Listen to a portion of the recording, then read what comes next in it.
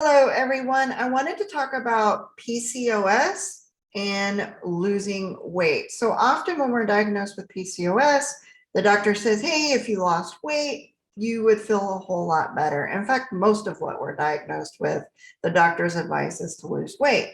However, there are four main hormones that if you don't know if they're working properly or not, you're not going to be able to lose weight. And that's sort of the rabbit hole I fell down with my health. Now, I'm not a doctor or medical professional or anything crazy. I've just been sick for a really long time, and I'm just sharing what worked for me. Now, recently, I was able to lose 30 pounds without changing a whole lot of my diet and without really trying to lose weight.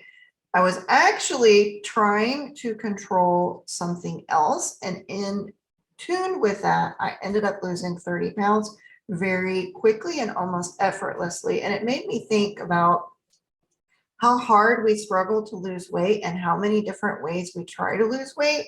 However, if these four hormones aren't playing well or doing what they should be doing, we're not going to be able to lose weight easily. And for doctors to just keep telling us to eat less or to exercise more without knowing if the four hormones are working properly is a shame. And so that's why I'm making this video. Now, you guys know that I have hypothyroidism and PCOS, and I did make a video specifically about losing weight with hypothyroidism. Now, the main things that you need to focus on with hypothyroidism is a little bit different from PCOS. So I wanted to break it down into two different videos. However, they're slightly the same because it's always the four hormones. But my path was a little bit different. So I was diagnosed with hypothyroidism and then later diagnosed with PCOS. And through that entire time, I was struggling to lose weight. It wasn't until recently that I began to lose weight effortlessly because I got a hormone in check that I didn't realize was out of whack. So let's talk about it. So the first thing I'm going to encourage you to do is check your thyroid. And I don't mean the little measly test that they do where they just check one or two things. What I'm talking about is asking your doctor to run a full thyroid panel. And if your doctor says no or won't run it, find a doctor who will.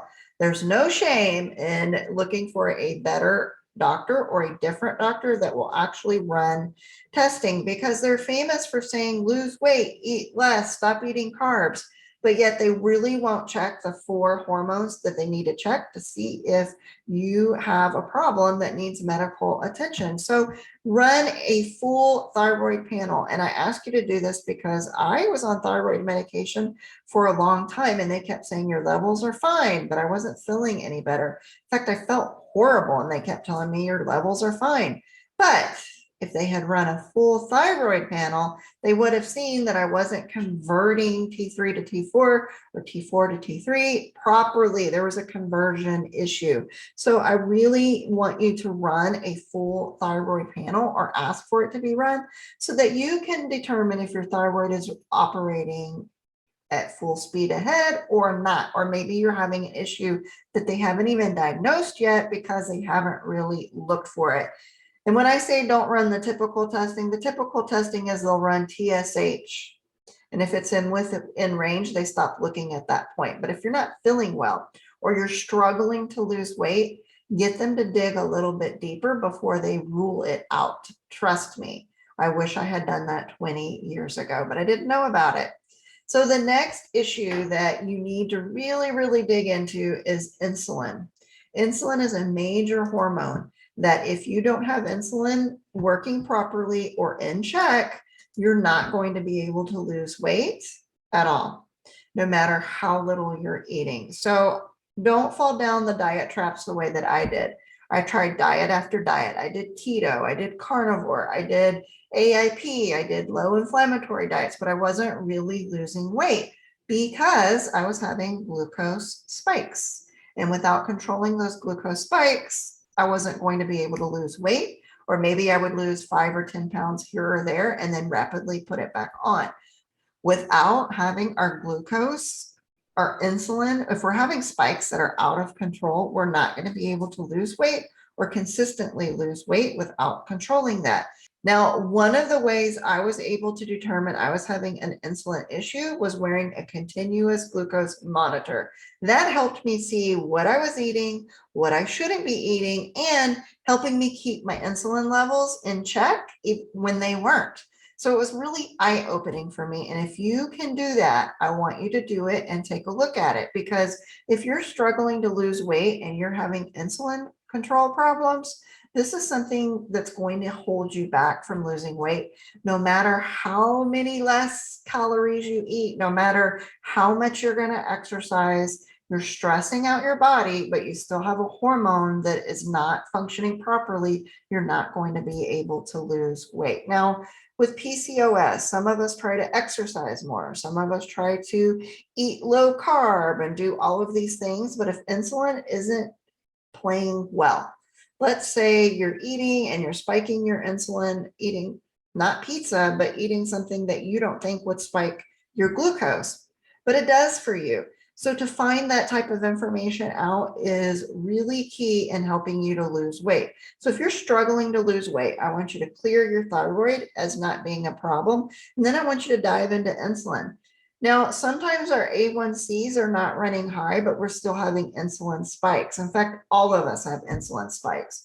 Even if you're well, you can have an insulin spike. Even if you don't have insulin issues, you can still have an insulin spike that's still out of control, eating certain foods, and that's what you need to determine. The next thing is cortisol. If your cortisol is running amok or extremely high, you're not going to be able to lose weight.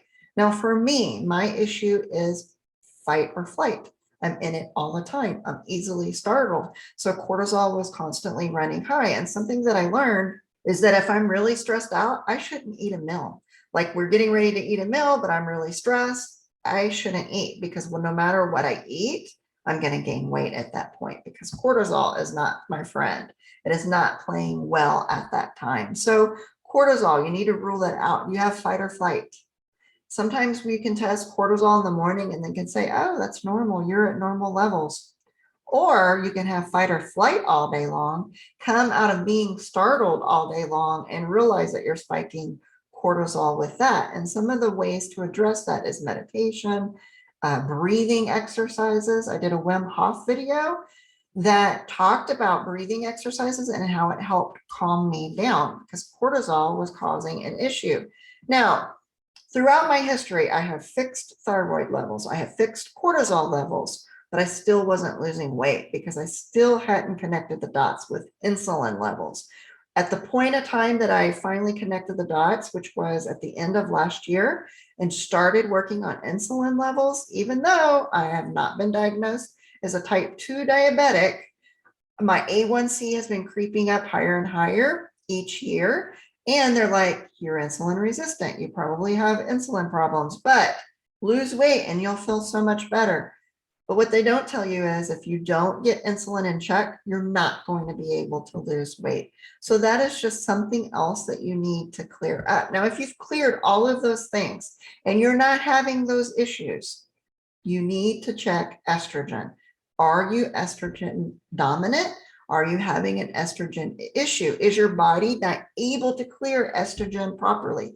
You're going to want to run those hormones, take a look and get it functioning properly so that you can lose weight.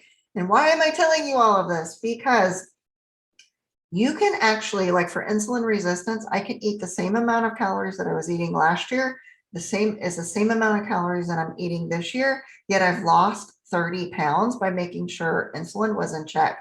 I'm not dieting. I'm not watching what I eat. I'm just making sure insulin doesn't spike too high and I'm losing weight effortlessly. If I'm hungry, I eat. I check my levels. If I'm not out of control, I eat. If I'm out of control, if insulin is spiked, I mark that food off of my list and either not eat it, or I realize I have to do a few things before I eat the food, dealing with insulin resistance. So if you have PCOS, remember one of the main drivers of PCOS is insulin resistant. So there is some type of insulin dysfunction there, and the insulin dysfunction is making our hormones fluctuate and go out of whack instead of being the way that they need to be. So for instance, for me, PCOS meant I had lower progesterone and higher testosterone because it was being driven by insulin resistance.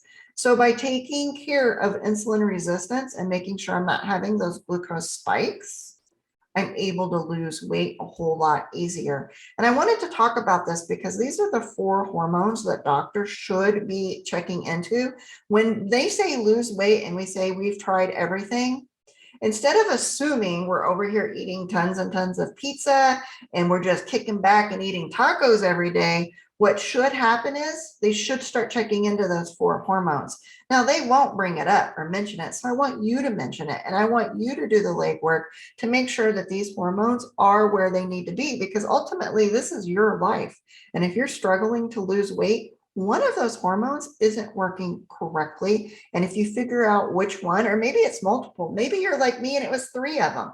I had 3 and 4 things going on. But once I figured that out and put them where they needed to be, I'm losing weight without thinking about losing weight. I'm not struggling. I'm not keto. I'm not trying all these different fad diets. So if you're like me, let's say you've tried all of the diets, you've tried all of the things, you're still not feeling well, you're still not able to lose weight, you're still not sleeping well, you don't have energy. There is one of those 4 hormones that's not playing nice with the others. And if you can figure out which one and address that issue, you're going to feel a whole lot easier. You're going to feel a whole lot better, and you're going to be able to lose weight a whole lot easier. So there's no need for us to struggle to lose weight. You know the story where we say we eat hardly anything and yet we still can't lose weight, or I can't even smell a pizza without gaining weight. You're dealing with one of those 4 hormones that I just talked about. And by getting our doctors to actually run the proper testing and being able to eliminate some of that, then we know which direction we need to turn in. Now, for me, I knew that I needed to check insulin because my A1C was slowly going up every single year. And even though the doctor said, stop eating carbs and lose weight and that A1C will go down, I was struggling. I was struggling to lose weight. I was just not well. I was feeling miserable. I was tired all the time. I was trying every single different type of diet. And it wasn't about willpower, because if you've ever met anyone with a strong amount of willpower, that would be me. I have a lot of willpower, and I would go on severe different dieting that I would just look at completely black and white. Cut out carbs, don't eat a carb. Do this, don't do that. And I would try it for months. I would do it for 6 months, 9 months at a time, and wouldn't gain it or be able to lose anything other than the first 10 pounds every single time. So we need to start looking a little bit deeper into what are the doctors actually testing? What are these very 4 specific hormones doing? And are they running proper tests? Or are we just doing the quick little test to say, no, you're fine.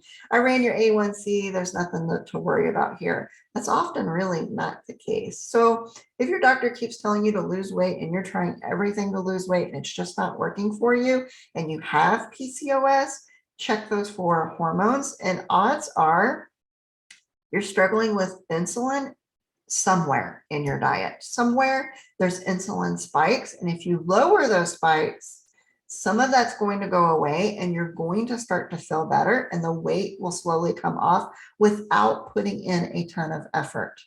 So if you have PCOS or hypothyroidism or any of those, you're struggling and you have no energy and you can't lose weight, check the 4 hormones, see where you're at and what you're doing, and be proactive about your doctors actually checking into those. Don't let them continue to tell you to lose weight and eat less when they haven't even done the legwork into the 4 hormones. Check them and see where you're at if you're struggling to lose weight. And I'll see you guys in the next video.